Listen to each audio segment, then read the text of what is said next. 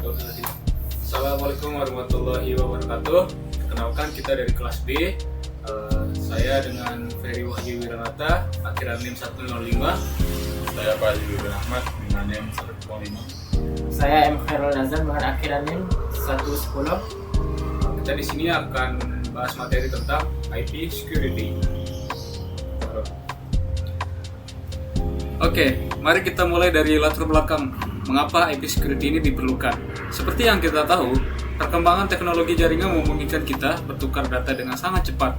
Namun, kecepatan ini juga membawa resiko seperti penyadapan, manipulasi data, hingga serangan jaringan. Oleh karena itu, kita membutuhkan mekanisme yang pengamanannya kuat, khususnya pada lapisan jaringan.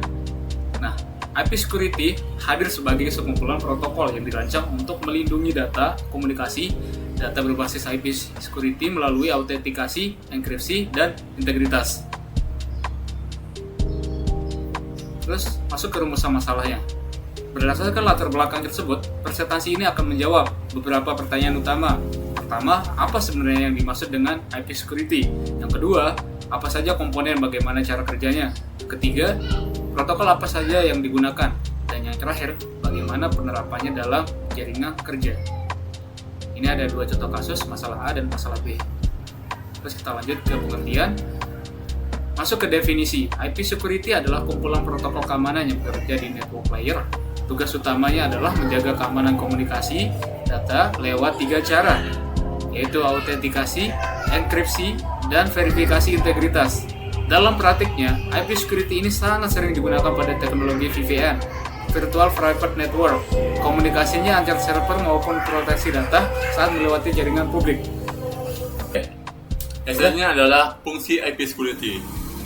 Fungsi IP security memiliki 4 fungsi vital, yaitu ada kerahasiaan, yaitu melindungi data dengan enkripsi jika tidak bisa dibaca oleh pihak lain. Dan kemudian ada integritas data. Dia tuh menjamin bahwa data yang diterima sama persis dengan yang dikirim dan tidak diubah di tengah jalan. Kemudian ada autentikasi. Autentikasi dia tuh memastikan identitas pengirim data adalah asli. Kemudian anti-reply protection. Dia tuh menjaga serangan di mana paket data yang valid ditangkap dan dikirim ulang oleh penyerang. Nah, selanjutnya adalah komponen utama dalam IP security. Agar bisa berjalan, IP security didukung oleh beberapa komponen. Yang pertama adalah Security Association atau SA. Ini adalah database yang menyimpan kebijakan keamanan seperti algoritma yang dipakai. Kemudian ada Key Management. Ini adalah proses pertukaran kunci enkripsi agar aman. Dan ada juga yang ketiga adalah transform set atau kumpulan aturan teknis untuk enkripsi dan autentikasinya. Nah, selanjutnya adalah protokol yang ada dalam IP security. Dalam IP security ada 2 protokol utama. Yang pertama adalah Authentication Header atau AHA. Protokol ini menyediakan autentikasi dan integritas data. Tapi perlu diingat, AHA tidak memiliki atau tidak menyediakan enkripsi data. Nah, yang kedua adalah Encapsulating Security Payload atau yang paling populer yang sering digunakan. Berbeda dengan AHA, ESP menyediakan paket lengkap enkripsi, autentikasi, dan integritas.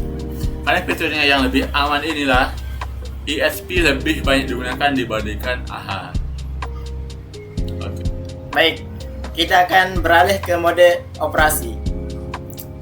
Selanjutnya kita masuk ke mode operasi pada IP security. IP security memiliki 2 mode utama, yaitu transport mode dan tunnel mode. Dan perbedaan keduanya terletak pada bagian paket data mana yang diamankan. Yang pertama adalah transport mode. Pada mode ini, hanya bagian flyout atau isi data dari paket IP yang dienkripsi dan diamankan. sedangkan header IP tetap terlihat. Artinya, alamat pengirim dan penerima masih bisa dibaca oleh jaringan, tetapi isi pesannya tidak bisa dipahami oleh pihak yang tidak berwenang. Mode ini biasanya digunakan untuk komunikasi langsung antar perangkat, misalnya antara satu server dengan server lainnya dalam satu jaringan yang sudah relatif aman. Kemudian, yang kedua adalah tunnel mode.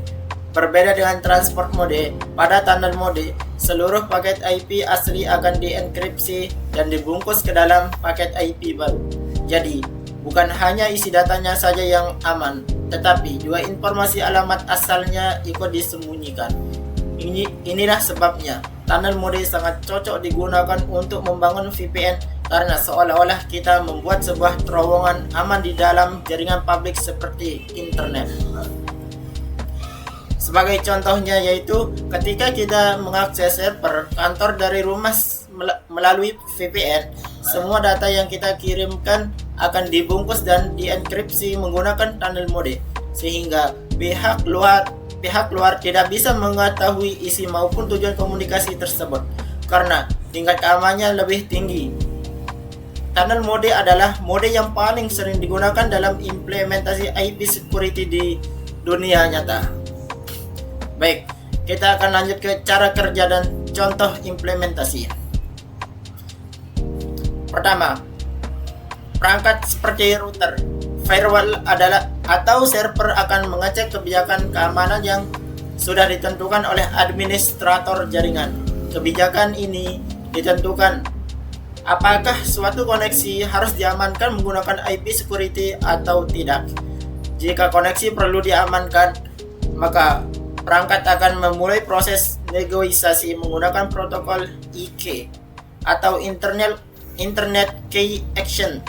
Di tahap ini, kedua pihak akan saling memverifikasi identitas dan menyepakati metode enkripsi algoritma autentikasi seperti kunci rahasia yang akan digunakan. Semua proses ini dilakukan secara otomatis dan aman.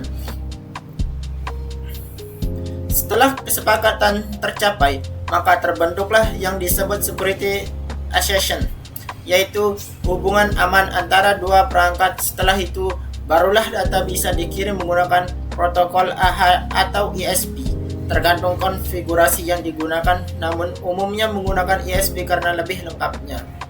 Baik, untuk contoh implementasinya, yang pertama adalah VPN set to site. Biasanya digunakan untuk menghubungkan dua kantor cabang yang berada di lokasi berbeda. Walaupun lewat internet, data antar kantor tetap aman karena seluruh paket dikirim melalui tunnel IP security. Contoh kedua adalah VPN remote access. Ini sering dipakai oleh karyawan yang bekerja dari rumah atau sedang berada di luar kantor. Mereka bisa mengakses server internal perusahaan dengan aman seolah-olah sedang berada di dalam jaringan kantor. Setelah itu, IP security juga digunakan untuk pengamanan komunikasi antar server. Misalnya, antara server aplikasi dan server database agar data penting seperti informasi penggunaan tidak mudah disadap oleh pihak lain. Baik, selanjutnya kita akan beralih ke kesimpulan. Dari seluruh pembahasan yang sudah kita jelaskan, dapat kita simpulkan bahwa IP security merupakan solusi keamanan jaringan yang sangat penting, terutama ketika data harus dikirimkan melalui jaringan yang tidak sepenuhnya aman seperti internet. IP security bekerja pada lapisan jaringan dan menyediakan tiga aspek utama keamanan, yaitu kerahasiaan melalui enkripsi, integritas data, dan autentikasi identitas pengirim. Selain itu, IP security juga mampu melindungi dari serangan pengulangan data atau replay attack. Dengan adanya protokol utama seperti AH dan ISP, serta mekanisme pertukaran kunci yang aman melalui IK, IP security mampu membangun komunikasi yang terpercaya antar perangkat, baik dalam skala kecil maupun jaringan perusahaan besar. Oleh karena itu, IP security menjadi salah satu teknologi yang sangat umum digunakan dalam penerapan VPN, komunikasi antar server, serta sistem jaringan perusahaan modern yang membutuhkan keamanan tingkat tinggi. Sebagai penutup, kita dapat dilihat bahwa di era digital saat ini, keamanan jaringan bukan lagi sekedar pilihan, tetapi sudah menjadi kebutuhan utama. Tanpa sistem keamanan yang baik, data bisa dengan mudah disadap, diubah, dan dicuri oleh pihak yang tidak bertanggung jawab. Oke. Pada itu, saya Fazli Febian Ahmad. Saya Ferry Wahyu Wiranata. Saya M. Khairul Azam. Sekian, terima kasih. Wassalamualaikum warahmatullahi wabarakatuh.